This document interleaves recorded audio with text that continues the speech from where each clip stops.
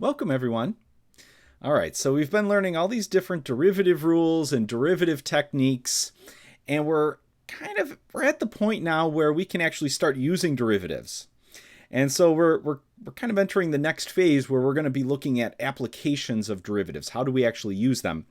And sort of the first application we're going to see is we're going to learn a rule called L'Hopital's rule that involves derivatives in some way, but it's going to help us calculate limits. And specifically, it's going to help us calculate limits where we have a very specific indeterminate form. So in this lesson, we're going to see, and these are some of the things we've already done a lot of this, but we're going to see how to identify limits that are of an indeterminate form. And then we'll see how to actually use this new rule, L'Hopital's rule, to help us calculate those limits. All right, so first, little review. So it's been a little while now, but we talked about limits of functions, and we looked at a lot of problems where we were doing the limit of a fraction. So a function of x divided by another function of x. And these were the ones that normally gave us the most trouble. And really where we saw the issues is what happens in the denominator. So if the denominator is going to 0, that normally presented an issue for us. And so we can kind of break this down into two cases. And in our discussion here, we're going to assume that both the limit of f of x and the limit of g of x, they both exist. So both of the limit of this function and the limit of this function, they're both numbers.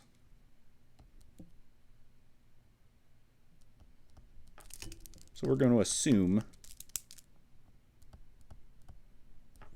both limits exist.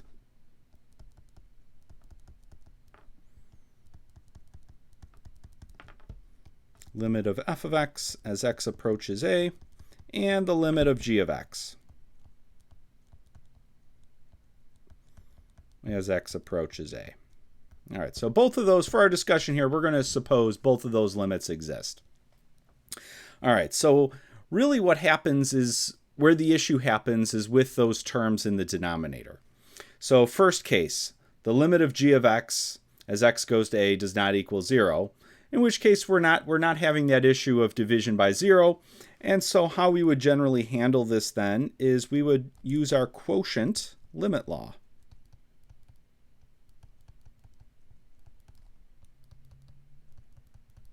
And what that quotient limit law does is, in order to calculate this limit, we can just break it up. So do the limit of the top and divide by the limit of the bottom. So the limit of f of x over g of x as x goes to a would just be the limit of f of x divided by the limit of g of x. And both of those are as x goes to a. So that's the quotient limit law. And if the limit of g of x is not 0, and the limit of f of x is some number, well, then our answer here is just going to be some number. Nothing fancy. We're just going to get some number out. So it's good if the denominator is not going to 0, because then we can just use our quotient limit law, and we're going to get some number as our answer, provided both of these limits exist and are equal to a number. Where the issue started coming up is if that term in the denominator is going to 0. And here, if the limit of g of x is equal to 0, we need to break this up into two different cases, kind of sub-cases here. The limit of f of x might not equal 0, so the limit of the top might not equal 0, or the limit of the top terms might equal 0. Those are the two possibilities. And this possibility, where the top term is not going to 0, we've seen this before. We called it a c over 0 form. And the result in this case is that it was an infinite limit. So plus infinity or minus infinity. And we've investigated those. That was an infinite limit. So that's c over 0 form. Now, if the top term is going to 0 and our bottom term is going to 0, well, then we've also seen this, and we called that a 0 over 0 indeterminate form. And we say indeterminate because we don't actually know what the limit of our fraction is doing in that case. The fraction, the limit might exist, might be equal to some number, might be does not exist, might be infinite. We just don't know. We don't have enough information. So if we have this 0 over 0 form where the top term is going to 0 and the bottom term is going to 0, we don't have enough information. And we dealt with these a lot. We had to do more kind of algebraic manipulation to kind of simplify it down until we got it to a form that we could do something with. And so these 0 over 0 forms, indeterminate forms, they came up a lot when we were actually doing the limit definition of derivative. So we learned a whole bunch of different algebraic methods to kind of deal with these 0 over 0 forms. Well, we also saw not just the 0 over 0 indeterminate form, but we also saw the infinity over infinity indeterminate form. And so we just kind of formalized these definitions here.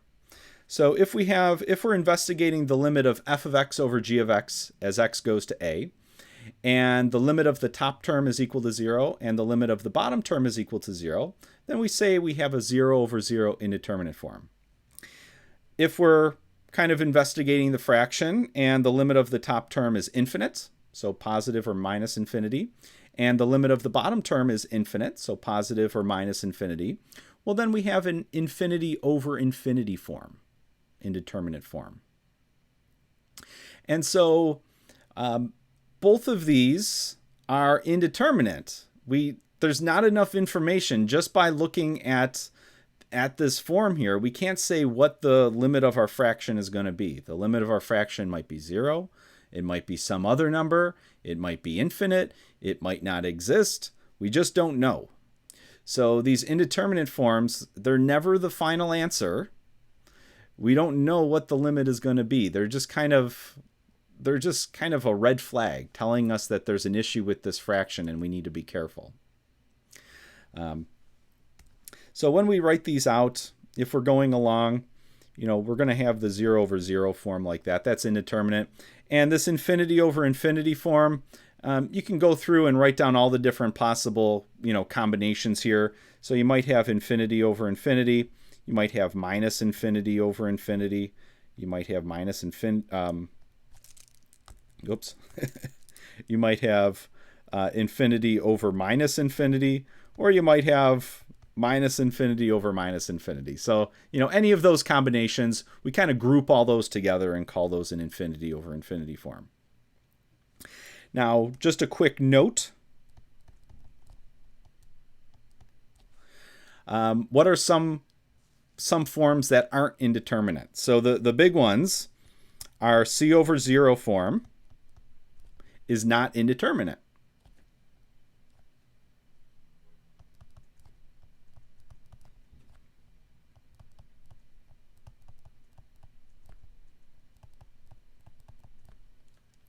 We know what this, if our limit is of this form, c over 0, it's not indeterminate. We actually know what it's doing. It's actually infinite. So plus infinity or minus infinity. And then we use a test number to figure out the sign. So c over 0 is not indeterminate. C over infinity, as long as if our top term is approaching just a finite number and our bottom term is getting really large, positive or negative, this is also not indeterminate. Just say not indeterminate.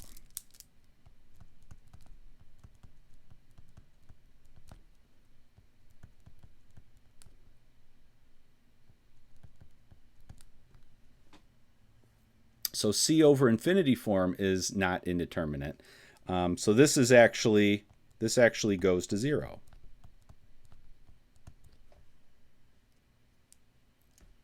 So c over 0 goes to infinity. C over infinity goes to 0. And these definitions, so we've defined these indeterminate forms for, for x approaching a, but similar definitions can be made for right-hand limits, left-hand limits, and x going to either infinity or minus infinity. So where x is approaching isn't too much of an issue here. So we can make similar definitions for, for those other different limits as well. All right, so we have the 0 over 0 form, the infinity over infinity form, and then we just make notes. C over 0, that's not indeterminate. We know that's infinite. And then C over infinity, also, that's going to bug me. That looks so messy. The whole time I was just thinking about that. It's not indeterminate. Still messy. We'll get it. There we go.